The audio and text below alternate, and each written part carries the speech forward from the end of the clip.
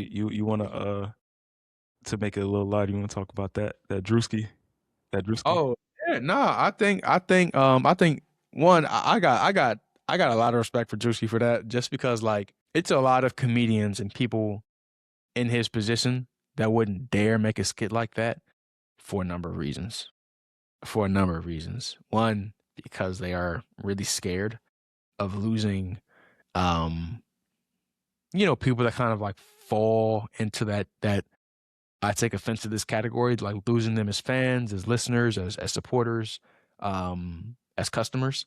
They're also scared of kind of like the back. Like I said, comedy is a lot more, I say, sensitive now, and kind of like subject to like kind of like current events and current like policies a lot more than they were in the past, where people could get away with a lot more offensive and frankly you know crazier things. But yeah, like I think this says a couple things. One, I feel like this says that he has not sold his soul. Like he is still very much like for the people. Like he gonna talk about what needs to be talked about, and whether it's a skit or not, this is a lot deeper than just like getting some laughs on. But like I said, 'cause if you actually look at this, mind you, he said no names. He said conservative, Yes. white women. And there was only one person everybody could think of, and it's for a reason. And so just I'm for saying, people who don't know, look, hold on, let's see if we can. You can see this clip, right? Let's see if we can play the clip for a second, just to show people in case you didn't see it somehow. Credit. This is Druski. You see the channel credit right here. This is not ours. his makeup artist ways is have you grown closer to insane, Jesus? bro. Yeah, makeup artist needs. Nah, his makeup And artist that is why we insane, say bro. our prayers. Go ahead, let's see how he. I'm skipping through. It's a Especially long one. all Everybody white go watch it. men in America. Bro, she actually said this, Those and she are the actually said this boys in that real we- life. And that's why I'm like, people think it's such a far. If you actually look at her, bro, she actually does. She's on a world tour with sparkles and fire and flames coming out of the stage when she goes on these tours, bro. Like, see, and it's like the same people that are crying. Like, I'm talking about literally crying, saying, "Oh, what if I put on blackface?" And these are the same, mind you, not that long ago. The whole when Trump posted that video of Obama and President Obama and First Lady Obama being depicted as apes at the end of that video that he posted, everybody had a great time, right? It was all fun and games. It was all jokey jokes. Oh, people have to learn how to take a joke. But when Druski do it, it's this is beneath contempt. This is beyond. Like this is like now it's all these regulations and all these people that you offended. But it's like, one, this tells me that the people that make those type of jokes cannot take what they dish out. Tells me Druski did not sell his soul, and he is more than willing. Like he's a comedian at the end of the day.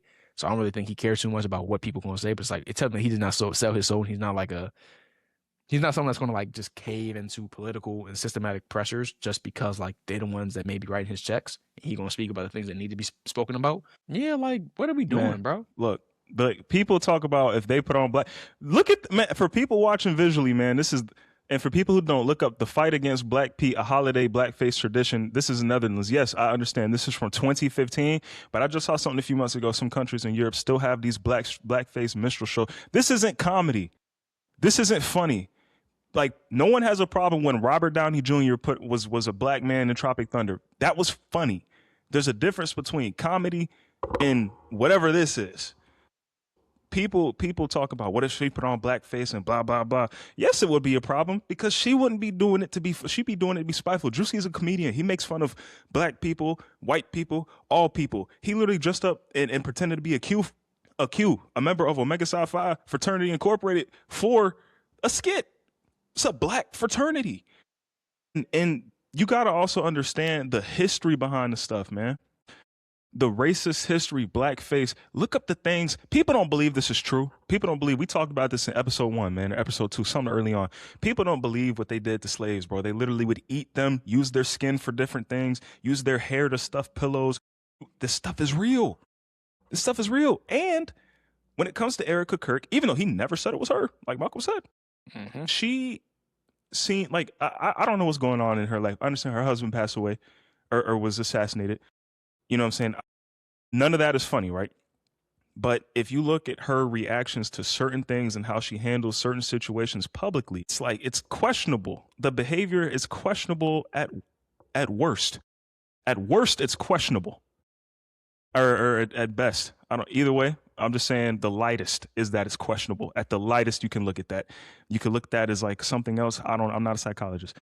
It's and I you know I pray for everybody. I pray everybody finds peace in their life. I pray everybody can, you know, go on and do the best in their life. And I never kick somebody while they're down. So I'm not talking negatively about the women. Some of the stuff is just questionable, and it's a lot of alligator tears. And these alligator tears are the same things that got Emmett Till killed, same things that got black towns burnt down. It's the same things that get black men and other men and women arrested and murdered. All these alligator tears.